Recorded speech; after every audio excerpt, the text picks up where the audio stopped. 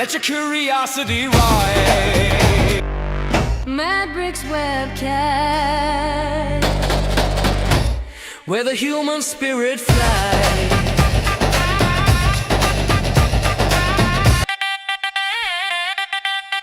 Mad Bricks webcast. Where the human spirit flies.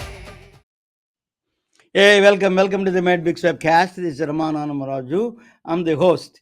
Thank you for joining. But let me. I have a. That we have a very interesting topics and an interesting guest also. Very exciting guest, actually, to be honest with you.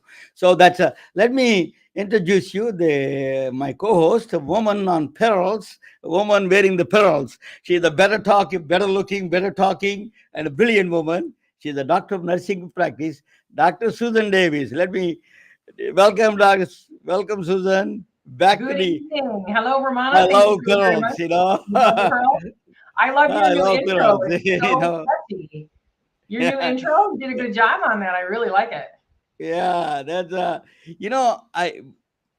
this is Susan. What is going on is that there's so many subjects are mixing up together nowadays. Physics interacting with biology, medicine, chemistry, philosophy, even psychology. All of them are mixing.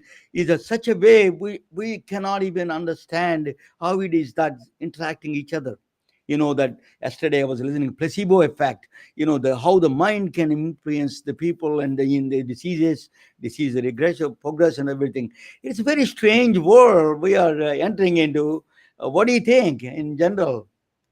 Well, first of all, I love it. I mean, what's not to love about learning about all of those things? I think for a million years we all worked on our silos, hiding away in your little laboratories and learning Mhm. your craft and nurses, doctors, physicists, chemists, microbiologists, they're all doing their own thing. And here today, we're all coming together and learning together for a single cause. I think it's amazing. I love it. I happen to be I met her. She is one of in one of the conferences. I met a woman from San Diego State University. She remembers that my conversation with her, and then she invited me to be a mentor for a physicist group, the PhD in physics. I don't have a PhD, but I became a mentor, industry mentor for them. And through that, I met I came across the paths with this gentleman, they are upcoming guest, Dr. Dr. Stanley Maloy. I tell you, I was reading his bio, Susan. It's like we all look like children for him. He Yeah. has a PhD, and then in the 19 UCLY, he did a PhD in genetics, and then he was a professor. He was the president of the Association of the Microbiologists.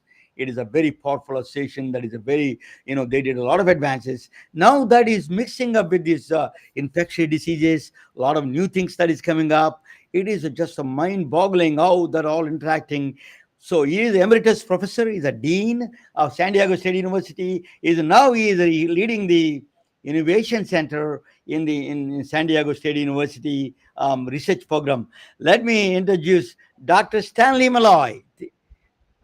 Welcome, Dr. Malloy. Thank you for joining with us. Hello, I'm everyone. honored to It's have great you. to be here. Good evening. Good evening. Diversity of thought. Welcome here, right? Right. Romana, I believe that's in the entry. Could you please And give I us a should add, background? I missed anything? I Yeah. should add, Ramana, that the person who talked to you about physics was Usha Sinha, and she was a chair when I was dean, so I know her very well. It's a very nice connection. Yes. Look at Yeah. that. So You're tell a us your perfect background a little example. bit. Yeah. Tell us your background, Dr. Malloy. Your background is so vast. Just like to listen a little bit about Oh, your. sure. I'll give you the short version of it. But so I was an undergraduate, and I wasn't sure exactly what I was going to do. But when I was an undergraduate, my brother and I started a company in the clinical laboratory space. We set up clinical laboratories for hospitals at the time. And I was going to do that for a living. And I was a senior in college, and I took a microbiology class. And I said, this is what I have to do for my life. And I just fell in love with it. And so from there, I went to graduate school, and I got a PhD. So my PhD is actually in in biochemistry, and then I have a postdoctoral fellow in genetics, and then I was a professor in microbiology. It just says something about how all these disciplines blend together. So I was a professor for many years at the University of Illinois in Champaign-Urbana. And during that time, I was involved in a lot of other endeavors, including starting some companies and that used the science to try to help people's lives, to develop ways that made life better for people. And I always felt like that the government gave me a lot of money to do basic science, and I owed it to the people who paid taxes to see what I could do to help them out. So I always had that philosophy. And then later on, I moved to San Diego State University. I was being recruited to an administrative position instead of a research position at the university. And I said, that's the worst thing ever. Never be an administrator. And I went to San Diego State, and lo and behold, I became an administrator and dean and continued to be really involved in entrepreneurship of science, as well as a variety of other areas of science. And the one other thing I'll just say is that I was really very honored to be president of the American Society for Microbiology, an international society that has America tied onto it as a historical figment, but it really is a global society. And that was tremendous opportunity to help share science around the world. Truly a blessing. Dr. Maloy, you were also editor-in-chief for the American Society of Microbiologists, right? So you were reviewing all these people throwing articles. I'm also blind, to be honest with you. I don't know much about, I use this word peer-reviewed. We just take that as for granted. I want to know, what is a peer-reviewed? If an article is a peer-reviewed, if it is, nowadays, as you know, Dr. Maloy, a lot of people are suspecting science and what there's a lot of mixed, things coming from different quarters. What is really scientists do? How do you validate a particular aspect is really science? So tell us a little bit of that, walk through that process. Before I tell you about that, I should preface that I'm in the process with two co-authors of finishing a book on scientific integrity that talks about the integrity of peer review, the integrity of doing research, the integrity of reporting research, and really doing these things in a way that gains trust of the public, right? So that comes back to this idea of when something is published, other scientists and the public expect that should be reproducible. It should be valid. It shouldn't just be one person's anecdote. It should be something that is real solid science so that people can continue to build on it as they go forward, right?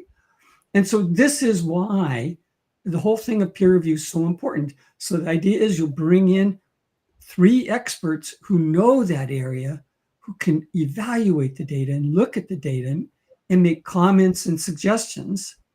Sometimes a paper might be rejected because it doesn't meet the qualities needed for that trustworthiness, right? But a lot of times what those peer reviewers do is make suggestions. So they improve the science literature by helping the authors either explain things better or maybe go back and do another experiment, right? So that, to me, that's the sweet spot of peer review. It's not to trash things, right? It's not to just push things forward. It's to help science be better, right? And this is back to the concept of diversity of thought matters, right?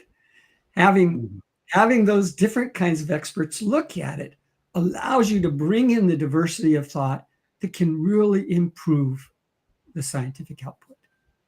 Well, sure, because when you're working on something intensely in anything that's going to be peer reviewed, you can wear your heart on your sleeve a little bit. You've got a lot of time, a lot of hours, and we want our outcome to be our hypothesis. We're wanting to hear and see what we've written, and then when we give it to somebody else, you kind of got to be ready for that little bit of hurt feelings because not a peer review, like you said, doesn't always go the way that you anticipate. So, Dr. Maloy, I think is someone who I have not published, but I'd like to say I'm in the process of publishing something that I should have published a while ago. And reading some of the stuff about you and your background right now in peer review and as an editor, you've really inspired me. I think you worked on something teaching how do you bring educational research to the public, and going through a peer review and publishing your work is part of that process. Except it's not necessarily part of our education on how to do that. Right. Yeah. So Susan, years ago, when peer review became really popular decades and decades ago, but when it did, a lot of times when somebody thought something was wrong, they would just be mean-spirited. They'd just say, this is not right. You need to do this again, or you should. And one of the things that's happened lately is that's not effective. That's not good for the psychology of the person who wrote the paper. It's not good at getting them to say, yeah, maybe that's right. Instead, they say, oh, that person's just a jerk, right? And so this is where learning how to do peer review really matters, because you should be able to be critical, but not mean, right? Critical, honest, and helpful. And I think that's the sweet spot that we really need moving forward. In just about everything we do, we can always be kind, especially when someone, I always say, there they are in the arena. There's a lot of people up in the bleachers that have a commentary, but there you are in the arena, submitting your work, opening yourself up to that feedback. And so to be kind, it really goes a long way, because ultimately, Dr. Maloy, you said just a little bit ago, our goal is to get that fantastic research out. We want to get it out into the world where others can read it, they can see it, they can reproduce it, they can validate it, and maybe even go that extra step into that entrepreneurial innovation space and bring this amazing research to life. Let's put some action behind this research. Yes, absolutely. So, Dr. Maloy, let us go to the basics a little bit. Then I will, I have a least amount of knowledge in that area, which is that microbiology, you are talking about One Health, that is the microbiomes, there's a microbiology, the bacteria, viruses, humans, animals, and then environment. All of them are tied up with so many ways. Tell us a little bit about that. We think we are isolated. We are the kings of this town. This is COVID-19 taught us a big lesson. There are no boundaries for the diseases. There is no artificial boundaries. So tell us a little bit about that how the interaction of these microbiomes and all these bacteria and viruses interaction with us, in fact. Yeah. So this is something we knew about for a long time, but we just didn't put it together. And the reason is we trained the people who study human pathogens in certain places. They get their money from certain sources. In contrast, the people who work on animal pathogens, they're typically veterinarians or people who work with veterinarians, and the money that supports them comes from a different place. And then people who work on the environment, mostly they're just neglected and they don't get as much money as they should get. But so putting these three things together was really key. And this is exactly what you said. There are so many diseases that move from the environment to an animal to a human, or sometimes the other direction. And at the San Diego Zoo, we have elephants who've died from catching tuberculosis from people, right? But let's just take one example before we go to COVID. Influenza is very common in fowl, in chickens and ducks, right? And influenza very often arises in Asia, and it has to do a lot with farming practices in Asia in terms of how the interaction between humans and fowl is much closer than it is, for example, in the United States or in Europe, typically. And so very often some person will pick up this disease from a bird, and the bird one's not good at causing disease in humans, but after lots and lots of trials, the one mutant that can cause a serious disease in humans gets started there, and then it just moves around the world by our travel patterns, right? And so this is why we get these sweeps of these new influenza around the world. It's tied to the agricultural practices, the environment. It's tied to the animal, and ultimately spread to humans. But the key thing is influenza we understand pretty well. But these other diseases, we know they jump from animals to humans, but we don't really know how, right? So there's tremendous questions now with what the real source of COVID is, the animal source that went to humans. There are hints, but it's not an experiment that we can easily go back and redo, right? And of course, you don't want people doing that experiment in the lab, because if it accidentally got out, that would be damaging, right? So this confluence, One Health, if you want health of humans, you have to care about health of the environment, and you have to care about health of animals, right? We can't separate these things. And so the effort is to bring in the training so that people are thinking about these questions more, and they're more aware of it, so they can respond to it better. And it's catching on dramatically around the world. To be honest, the United States was probably the slowest place to catch on to this. And one reason for that is, in the United States, the average person is so distant from thinking about the farm, right? It's just a grocery store. But Susan is a farmer, actually. She raises cattle up there. Yeah, So, we raise beef cattle down here in Florida, so you're talking my talk. Yeah. So, Dr. Maloy, that what do you? I'm going to put you in an uncomfortable situation about the political side of it a little bit. Uh-oh. I want to ask you: is it the COVID-19? Is a gain of? There's a lot of stories behind. One is a gain of function research. We should, and my personal view is, I think we should not give to gain of function, because you're tinkering with the viruses, how they mutate, right? That's if I understand if I understand the process correctly. That is a little dangerous, because we don't have the control of the situation there. The second part is that, is it we have how the animals that we interact with them, and this is to be a global issue rather than an individual issue or an individual country's issue. I think we need to, what do you think of this? Where is it came from, this COVID-19, and how do you not prevent the future pandemics like this happen is going to happen? Right. This is a real sticky question, because I think some gain of function research could be really valuable for helping us develop new vaccines quicker, right? So really saving lives. But if you're going to do that, it's got to be done in the most secure facility, and you've got to really make sure that it's pretty limited.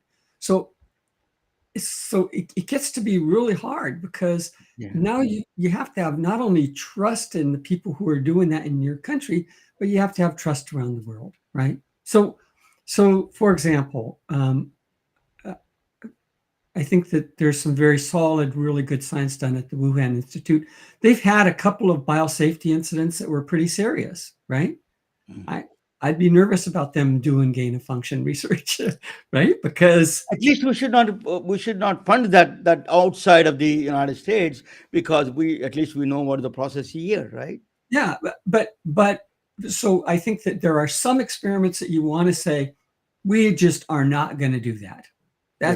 That it is just too dangerous. We don't want to take a chance. And there's some other things that I think probably we should say, okay, let's make sure we're doing it right, and that the benefits way outweigh any possibility of harm, right?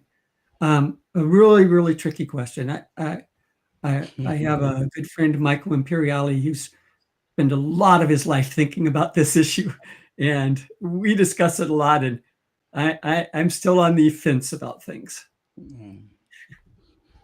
So let me, before I hand over to the you were saying a little bit about CRISPR, the pandemic. How do you the vaccines are now, we have big debate about vaccines right now. People are saying this good vaccine, so there is a lot of benefits. Cancer vaccines are really is going to be the future of the game. That is, what is your, as a microbiologist, what do you think the vaccine? There is a kind of a double talk about it. Where do you stand on the vaccine world?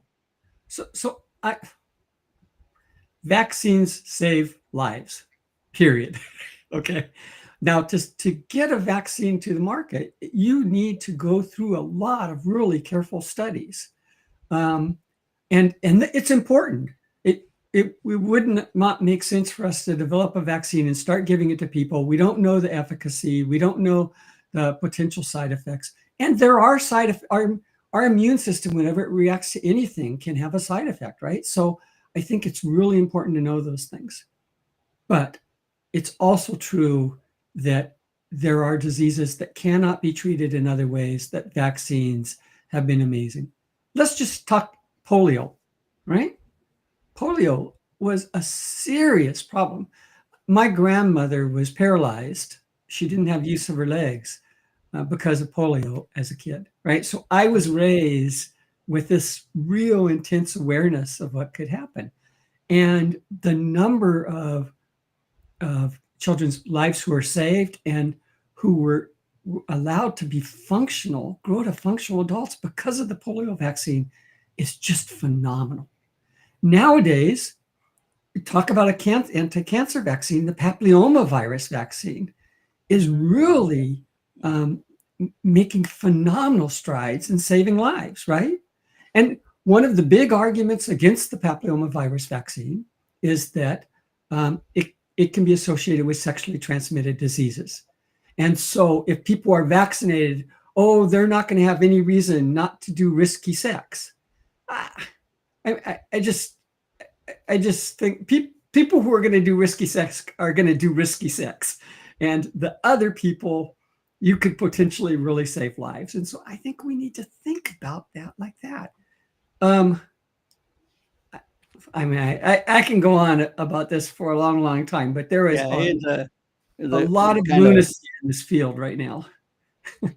Yeah, that's a pretty weak argument. I mean, there's no shortage of argument on all sides of these issues these days. And I think that's half the problem is the science, the science, the science, the science. Where's the science and how do we get the science? Just like the research we were talking about earlier, we want to get our wonderful research to the public in a way that it can be usable.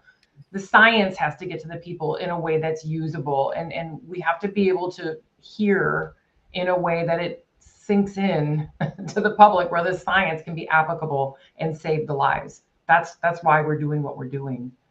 Right. You know, Susan, I think that this idea of effective communication with the public, this is a place where science and scientists have really failed in the past generations.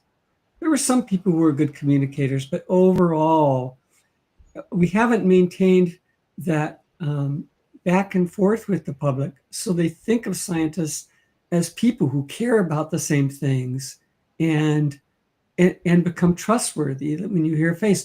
And that's why social media and the kinds of shows like you guys are doing are so valuable, because the audience you can reach is so great.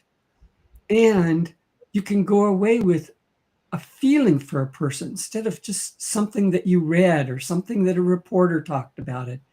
It becomes more real. So, thank you. That's it. That's everything, Dr. Maloy. The connection is key. The connection, building the relationships, having people such as yourself on here with your vast knowledge, and to be able to share it, I think, in a way that's not people. You know, you start talking about quantum sensors, and that's kind of one of the reasons I'm here with Romana. You know, who has friends like you guys. I am so blessed to be here with you, to be learning from you. But it's my voice. I hope to kind of bring your knowledge, everyone that Romana has on here, to in a usable kind of meat and potatoes manner, so that people can hear us and trust, like you said, trust us. We are people just like you. I should say you guys, but the brains like you guys, but getting the brains down to the streets, I think, is a goal for all of us.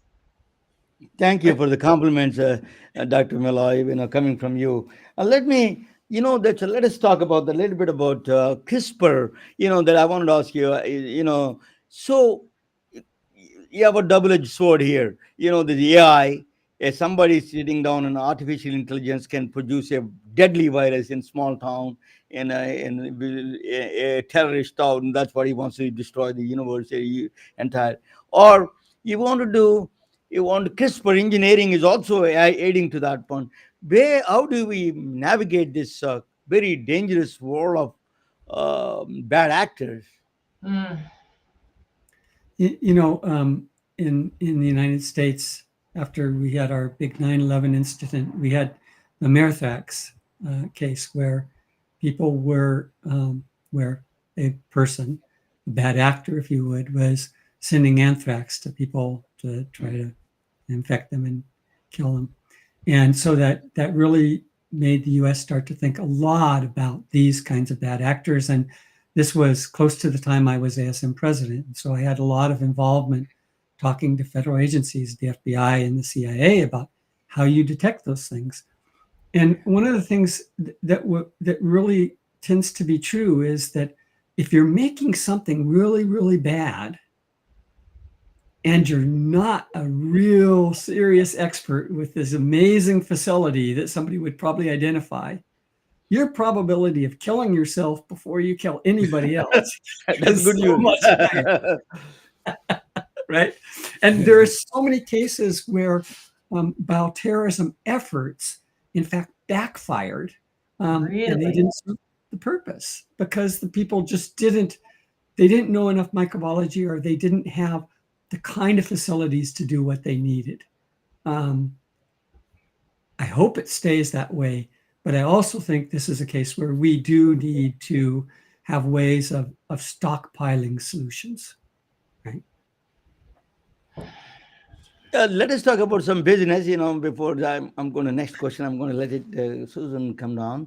Let us talk about the business aspect of the laboratories, labs. There is actually one tomorrow, next week, Wednesday. There is a Tina Abrosia. She's coming from. She's infectious disease doctor. She writes stories of mystery diseases, that in the columns in the Medium and other magazines.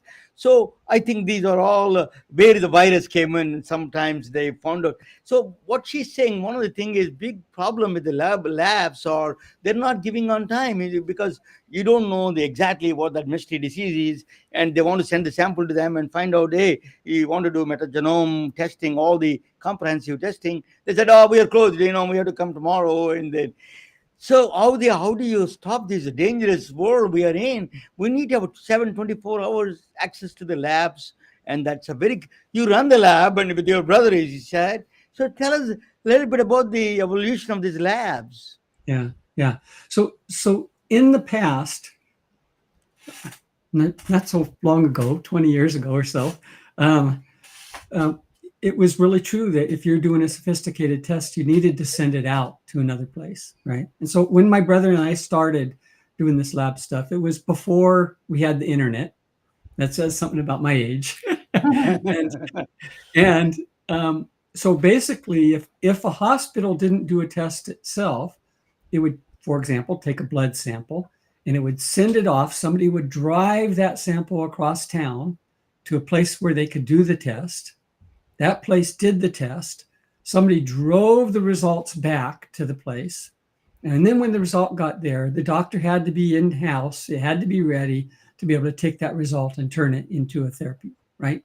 That's a big time lapse. That's enough time people could be dying in between, right? Yeah. And so that's really improved in that a lot of labs can do more sophisticated things. But now what's really clear is we need what's called point of care diagnostics, right? And that is, as we miniaturize, and I know you're really into quantum dots and quantum approaches, and also biosensors, but as we miniaturize, in a lot of cases, there's no reason that in the near future, at somebody's bedside, when we're taking that sample, we should be able to get it and figure out really quick. And that might be something, let's just say the person has an infection, they're not responding to antibiotics. Boom, point of care at their bedside, what antibiotic might work for them, right? And often when a person is in that stage where the antibiotic's not working, they may have a limited time, right? Because there's a certain point where you are just too far over the edge to come back to life. And so this is an area that we are making great advances in right now. And it may be that the reason we will be slow is not because of science, but because of economics. Dr. Maloy, I was just sitting here thinking, first of all, that's a huge, interesting area of point of care. Oh my gosh, how many times we put on an antibiotic and while we're sending and waiting and hoping for the best, and then having to call them back and change it out. It's a whole huge gap in care. But thinking about all these emerging infectious diseases, what do you say? Because I'm sure I read something about bacteria being involved in this process and the transfer of genetic material between bacteria. Can you explain what that is? Yeah. Yeah. So virtually all living organisms have ways of transferring DNA. In humans, we call it sex, right? In microbes, so bacteria and viruses, under a variety of conditions, can exchange little pieces of DNA, right? And so if a bacterium that can't live in a human, let's say, it lives in the dirt outside, but it picks up a resistance to an antibiotic. Now, if it comes in contact with a bacterium that can live in a human, but doesn't have the resistance, it can transfer that resistance gene, that DNA, and now we have a new drug-resistant human pathogen, right? Tricky little sucker. This comes back to the One Health issue that we talked about, where a lot of antibiotic resistance actually comes from organisms in the environment, right? And by the way, so the reason for that, the reason bugs develop antibiotic resistance is to be resistant to each other, right? So in the environment, there's all kinds of bacteria there. And if one bacterium can kill the other, it gets more food for itself, right? So they develop antibiotics, right? And they fight each other. And every once in a while, a new one picks up this resistance. You have to have the resistance yourself if you're going to use it to kill somebody else, right? So anyway, it's a complicated thing, but that exchange is happening all the time. I can't pull this number out of my head right now, but if you look at the amount of that exchange in the world's oceans, virtually every organism has a chance to exchange within a matter of minutes in the entire ocean in the US. I mean, in the entire US. The ocean's not in the US, in the entire ocean on our planet. I knew what you meant. We knew what you meant. That's huge. Gosh. Oh.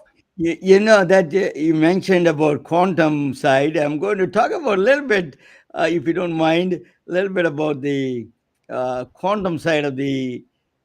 Just let me. I got the wrong one. Let me see that. Yeah, it's a Dr. Maloy. I'm teaching a professor, the English professor ABCDs. I'm teaching you. This is you don't need a. I'm ashamed to talk with you, but. I'm a quantum junkie. I feel that is I love to do that. This is there's a quantum biology that I was talking about, that actually why people like Dr. Maloy is so important, Susan, is that this interaction with the biology and the physics and the quantum physics, and then new things are coming up. We need all this interactive, all the multiple fields in the sense that that's why quantum mechanics cannot happen in a wet and warm place like a human body. That's what the people used to think. But nature found its subway system. Quantum mechanics, more and more evidence is coming up with the quantum mechanics is playing a role in the human body itself. That's a very strange. So this is two aspects. Are just a very. This is not for Dr. Maloy, but this for people who don't know much about quantum physics. One of the things I always talk about, how the two concepts, that is how the quantum phenomena works. One is that if there's a cheese up there there is a maze, how the serial computer that the mouse goes and then hit the wall, come back, and eventually it finds the cheese. The series of steps. Quantum mechanics, this is a very rude example, but I'm going to give it to them. It becomes a kind of a ghost, and it becomes all thousands of ghosts, and take all possible paths, and then find the cheese in the shortest distance, and then go back. That is the simplest and very dumb way of explaining the quantum physics. No, it's not. It works very well. It works very well. And then I was also going to tunnel through. There is a all very at once. Dr. Maloy is an expert in this. Probably the tunnel through quantum low energy to higher energy. That is like you're going through a wall. The humans going through a wall. There's a quantum tunneling. That's another aspect of these. These two aspects play a role in the quantum biology. That's I want to tell you a little bit about the solar battery. For example, I'm going to talk about the quantum effect of this side. Solar battery was invented by the phenomena was actually photoelectric effect was invented by discovered by Albert Einstein. He won the Nobel Prize for that. He was not a Nobel Prize for E is equal to mc square. He won the Nobel Prize for the solar battery. Basically, Hmm. he said that how the photons, a quantized photons, create this one. But there is something that in the that is a sunlight that falls on the retina that able to see. So now quantum physics is coming in the picture. There's a quantum sight, quantum smell, quantum breathing, and a quantum mind. I'm going to give you a little bit of a. Some of them are still on the edges of it, of science, but still is a very promising field. For example, single photo, the eye can detect Susan, you will be surprised. The eye can detect single photon. Not a no battery. Battery need billions of photons to recognize even the charge. Solar battery. Eye is so efficient. It can recognize even a one single photon. That is a very strangest thing. So I is a very efficient. What it does is our the solar battery is a 50% efficient than 98% efficiency our vision, the visual cortex. Biologic it found a biological subway. When photon hits the eye, it becomes a quantum, all the ions become a quantum phenomenon. It takes all the possible paths to the visual vortex. All that goes there. There's a electrochemical energy goes there in the all possible paths and recognizes, and then it becomes a fixed that one, come back and fix it the fastest way. That's why we have so much information we can process all possible paths it takes. So our eye has a quantum phenomena inside. That's what Hmm. they're thinking is actually photoelectric effect. The trees, for example, these are best computational thing. It does the run the photoelectric effect. Is the quantum computation does that because that exton, Dr. Malloy can explain a lot better than me, but that is exton that's going there and then reaching the energy source is a very very interesting. That's a chlorophyll. That is a really interesting phenomena they're talking about.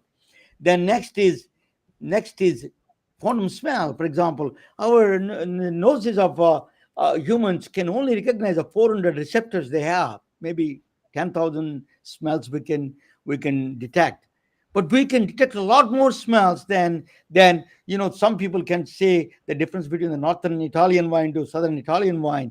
There is the special experts actually.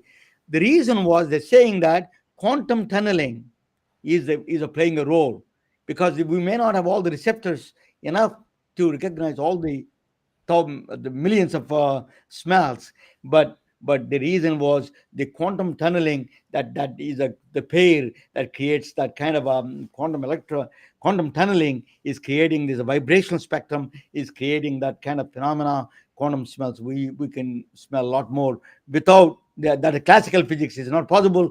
In the quantum world it is possible to smell. So that is a new thing that is coming up in the physics side. The regular then you know uh, that the for example smells the smell, for example, even the people that smell musk, that sweet and clean, and then deteriorated musk, burnt and roasted, you can tell the difference, but chemically they're same, there's no difference. So it's actually that is a quantum phenomena is playing a role there.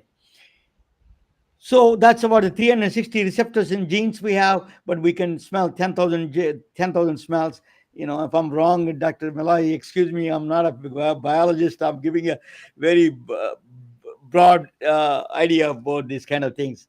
So molecular vibrations and the spectrum of smells are kind of solutions for this problem. That's think. That's Judith Kleinman. She's the one. This of quantum breathing. She found out that the way push out the carbon dioxide.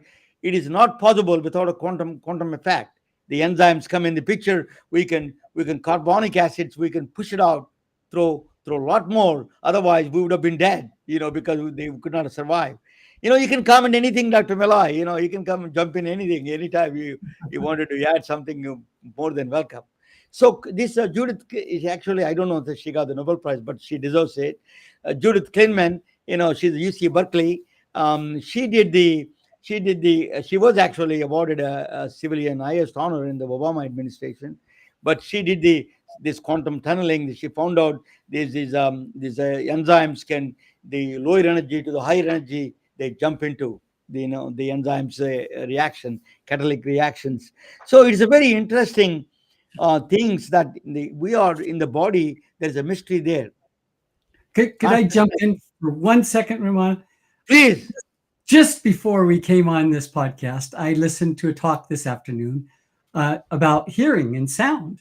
Okay, and this also applies in this case. So, when we hear a sound, we think of it as being a single noise. It's coming and hitting our ears. But in fact, it's bouncing off of everything all around us and coming to us in billions, maybe millions, many different directions, different levels.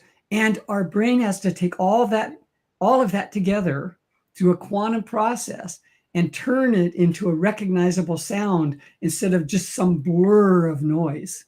So just like the eye, the ear does this as well. Yeah. Fascinating. It is. So that is one of the things that they're talking about. The Amarov, the anesthesiologist, Stuart Amarov, and Dr. Roger Penrose, Oxford physicist. They talk about in the thought. They think that the thought itself emerges from the quantum collapse in the microtubules in the neurons. Thought comes out of the quantum phenomena. That's what they think. That's what their claim is. At least there is a lot of new evidence is coming up actually in that direction. Quantum mind is a possible that a wave function is collapsing in the microtubules in the neurons. It's a very strange phenomena, but I think as Dr. Malay was saying that it is maybe our brain is filtering a lot of things. We don't see real. We see something filtered reality. We don't know the actual reality in the world. Maybe that is our mind is, because the reason is, Dr. Malay, maybe you can tell me, that is, our biology, our physics and the mathematics and everything is tuned towards survival, not for understanding the nature itself, the true nature itself, right? Well, yeah. I mean, I think we would be lost in all the details if we didn't have a way of processing them and integrating them very, very quickly in these quantum mechanisms. Yeah, that's exactly right. But a presentation like this, bringing quantum, even just the word, but right down to our actual senses, again, makes it more accessible to anybody and everybody who wants to learn about quantum. You think of quantum of everything and all at once. It's really big to learn. But when you learn about it from your hearing and your sight and your senses, it really brings it home. Everything all at once. Somebody ought to name a movie that. That's a good one. Yeah, I agree. Yeah, that's what they say. They call it collapse of the orchestrated objective reduction. That's what was Roger Penrose and then the Amarov, Dr. Stuart Amarov projects. Actually, they came up with a new evidence recently. The brain in the neurons coordinating together. We don't know how they're coordinating and it's firing the same time exactly. That is one of the phenomena we don't understand it. It is exhibiting a quantum phenomena and coordinating something that is beyond our understanding, how the neurons are coordinating our brain. That is a really fascinating science itself. So quantum physics is going to be, Dr. Malay, when I was 1990s, I was a young kid and I was started selling computers to the doctors, in their offices. And then they said that what the computers will do in the doctor's office, they're useless. That's what they said in 1990s. Now, that's what I'm going to tell them now. The quantum physics is coming to the doctor's office. You don't know that it's going to be, you may be laughing at them, but it's going to be the future of the future of the process. That is a we are actually, that's what the Richard Feynman said, that quantum, the nature itself is that's the mysteries on the inside all of us. That's what I say. They said that nature itself is quantum itself is not a classical Darwin. That's what the Richard Feynman said. That I take these words as a physicist and a celebrated physicist. Thank you for watching. Let me bring our guru, our man with wisdom, Dr. Dr. Maloy, back to the system. Yeah, what do you think? It is just I'm giving a. Yeah, I think that that's really valuable, and I think that one of the things you might mention is, so you talked about ways this is happening in our body. Why don't you say something about your thoughts relative to how this could be developed for therapeutics? Yes. Quantum Yeah. technologies. Yes. That's how I met you guys. San Diego State University gave me that option. I became an industry mentor for the quantum sensors. Thank you for that opportunity. That really I've been working on it for a while. I've been talking about quantum sensors. And there's another sensor, Bose-Einstein condensate state. It is called if you take a water, for example, I'm giving you very basic. If you cool it, it becomes ice.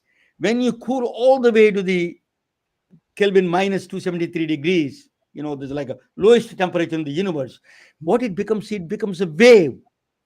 It's a phenomenally strangely disappears because it has to satisfy the Heisenberg's uncertainty principle. Position and momentum cannot be in the same place, so it will disappear for us. It becomes a wave. So that phenomena, that is now they're talking about Bose-Einstein condensate. The Bose is from India. Sachendranath Bose is a statistician. Einstein is they are very strangely collaborated together, but that is approved they experimentally proved in the Colorado University of Colorado. So the professors, they got the Nobel Prize. They are using the Bose-Einstein quantum state to have the quantum sensors now. They also can detect very minute diseases. The day, Susan, women are suffering the cancer. Breast cancer is one of the devastating one. You can detect, we don't know until mammogram. By the time I used to offer a lot of radiology systems, by the time a mammogram, it is already too late. To be honest with you, it is not a preventive. That is a very, very, so we need to find the way before, 5 years in advance. Where is that triggering? That's only possible through quantum sensors, ultra sensors like a Bose-Einstein condensate state. Those are the things that are helpful. Dr. Malay, I'll let you comment on it.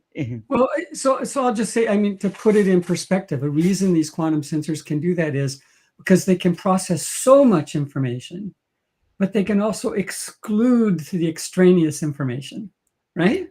That's a magic. This is the tunneling process where you're finding that sweet spot there. And what that means is that something that you wouldn't get any signal because there's so much noise now can give you a real signal saying that is the cancer cell you care about, right? Yeah.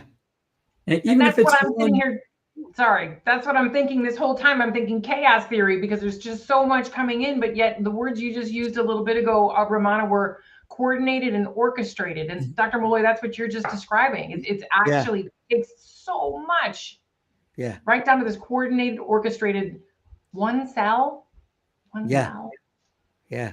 All the oceans in the world down to one cell. Yeah. That is an amazing, right? Susan, I think that is exciting area. People like on the forefront of Dr. Malloy and all of the people are leading it. I think we're going to see cancer. Dr. Malloy, I want to ask you, cancer is the one where everybody's getting older, everybody's worried about it. This cancer is the one area we don't understand it. We're really what the holy grail. As a physicist, there's a one universal force. Albert Einstein thought about there should be only one force, origin itself. But we don't know. Cancer is like thousands of cancers, hundreds of cancers. We don't know where is that origin coming from. How do you recognize that the holy grail of that disease? So I think that the problem is when the word cancer was invented, it was describing the few things we knew about that we thought were similar. And there are similarities, but there's similarities among viruses. But if you just say, oh, this is a virus disease, and you don't say what kind of virus, it doesn't really give you much information, right? Yeah. And so I think that's the key. The big thing about cancer is that a particular cell of virtually any type, right, Yeah. has the ability to grow and divide and not stop when the neighboring cells tell it it's time to stop, right? Yeah. And every once in a while, then after it's grown, it breaks away and goes to some other place and metastasizes and continues to grow there and causes disease. But that's it. But it could be a lung cell, right? It could be a tongue cell. It could be virtually anything. And so I think part of the problem with cancer is that the reason they're doing this, there are a whole bunch of reasons. There's not a unifying hypothesis behind that, right? To me, this is why detection, I want to come back to these quantum detectors. This is why detection becomes so important. Yes. Because if you get it early, you can do something about it. And you don't have to have a magical cure that works for all cancers at all stages, right? I mean, it becomes a very different magnitude of problem solving, right? And detection comes back to that communication with the public, because we can have all the bedside, we can have all the point of care, we can have these amazing detections, but if we cannot speak the language of the people who we can, to get them to them so that they use them and use them early and use them often, then we have work to do there too. So lots of work on both sides still. It's true, but the other thing that's pretty amazing is, so I actually just went in for a physical early this morning, and they say, do you smoke? And I say, no. They say, how old is your father? My father died because he died of lung cancer and he smoked. And this is something we know.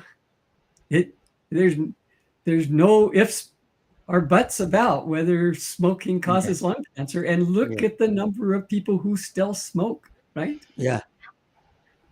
So, the people like nurses, like Susan, always talk about the prevention, but they need to. I think communication, as Susan says, that is correctly, the medical communication, science communication is critical in this area. We don't have enough. People think we have enough communication channels. We don't. I was surprised when I opened this podcast, Dr. Maloy. There's a lot of doctors. Somebody said that the doctors don't have time. They don't have time to listen. But in fact, they are curious people. They want to learn.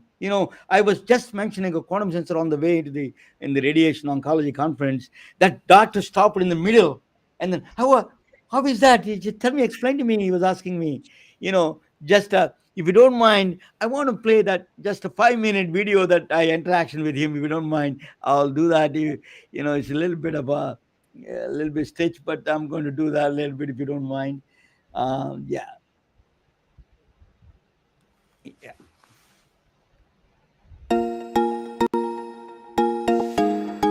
With Radiation Oncology Conference in San Francisco, I'm here. Dr. Hasan Murshid is here. He's from Bangladesh, but he writes a lot of books. He's a very amazing. He's not even a teaching physician. He's a practicing oncologist. Are you practicing oncologist? Yes. Yeah, tell us the background of yours, Dr. Murshid. Well, I came to United States to study radiation physics, and I was a physicist, and I worked as a physicist for a few years. Okay. Same with me. And the physics was application in medicine. Then I wanted to be in radiation oncology because it's connected. Yeah. And then I went to residency program and became radiation oncologist, and I practiced in Panama City, Florida for the last 20 years now. What inspired you to write a book? A lot of people wanted to do the business side of it and all this. What really inspired? Book writing is not an easy thing. I wrote one book. It takes so much energy and the time, and you have to bleed almost. So what inspired you to write a book? So that's a very good question. So when I was a resident, all residents have a lot of notes as they're training and preparing for the exams. So as I finished my training, I realized that I have lots of notes that can be useful for my junior residents that coming into the residency program at that point. To help the residents, the younger residents, I compiled my notes into a small book for residents back in 2006. That was the initial reasoning for writing a book. Eventually, of course, I wrote many editions, and then this became a book for the practicing radiation oncologists. But in the beginning, I wanted to help the residents like myself, so I wrote the book. What they look in your book? So if someone is seeing a patient, like I have a prostate cancer patient scheduled to see me for a consultation at 10 in the morning, and I'm back-to-back patients all day long. I don't have too much time. I need to quickly look up the prostate cancer diagnosis, prostate cancer treatment options literature for how the studies were done. I'm going to a tumor board, for example, where a lot of doctors are going to come together and have a conference to discuss a specific cases. I need to be able to present my case and present data to promote and recommend what treatment I'm giving to this patient. And the book has all the studies, literature summarized in addition to the actual treatment recommendation. So radiation oncologists can look it up quickly and find a recommendation and look the data as well. I am a physicist myself, and I did not do the practicing radiation oncology side. Tell us a little bit about that, the relationship between the physics and the oncology. Oh yes, there's a strong relationship between the radiation physics and radiation oncology, because radiation oncology uses computer, data, science, images, fusion, planning. This all linear accelerator itself, the machine that gives the radiation treatment needs to be maintained in a high quality calibration. This all requires physics input and physics supervision. So that's what the physics comes into play, because radiation itself interacts with the tissue. There's a physical interaction, and the physicist knows best how to calculate all of these things for the planning to be done. Does it give your book also talk about modalities, or just in general treatment, targeting treatment, and the prognosis and monitoring, or do you talk about modalities also, like a proton therapy, electron beam therapy, gamma knife? Do you tell us a little bit about that? The book also has modalities. This is 4 sections. Section 1 or part 1 has the basics of radiation oncology, which includes radiation physics, safety, radiation biology, and molecular biology. Then section 2 has all the modalities, like you mentioned, electron, you have gamma knife, you have stereotactic radiation therapy, proton as well, brachytherapy, IMRT, IGRT. It has part 2 has all these modalities. Then part 3 and part 4 discusses the clinical part of the radiation oncology. Congratulations for your book. It's a beautiful book. There are a lot of books he wrote. One of the books is a very well-known book that it's called Radiation Oncology, Fundamentals of Radiation Oncology. Congratulations, Dr. Hassan Murshad. Good luck to you. Thank you very much. Yeah, that's that was really nice. By the way, you may note, as I'm a bibliophile too, and a couple of these rows of books behind me are books I've written. So I was gonna say, you know what? I'm gonna have to step up my game here. You guys are all writing a bunch of books. I'm just hoping via osmosis, something you guys are offering me here tonight, I'm gonna absorb. But yeah, I'm gonna have to step up my game there, book writers. Well, writing a book is one of those things that in the end you have something you can be really proud of, and as long as it does the job and serves the people and helps them learn, then it really is a Dr. Maloy, it's truly an honor to talk with you. You know, he's one of my best, the career of my life is talking with you. You know, you're truly an innovator, and, at this age, you're still innovating. You're not, we want people like you to really communicate science to all of us, and then really inspire, be your inspiration for all of us, people like us. Thank you so much for joining with us. It is truly an honor and a privilege. Well, thank you, Ramana. Thank you, Susan. It was great fun talking with you, and good luck with everything. Thank you both so very much. Have a great night. Good night. We are retelling their stories through our patented designs that can be worn on scrubs, t-shirts, printed on conference bags, and endless other promotional materials. Daily Wear for Medicine is the first ever of its kind to create curiosity in medicine through visual art. We at MedBricks are celebrating unsung heroes of the past who made enormous contributions to the field of medicine through our unique campaign called Daily Wear for Medicine. You can wear it, carry it, and give it.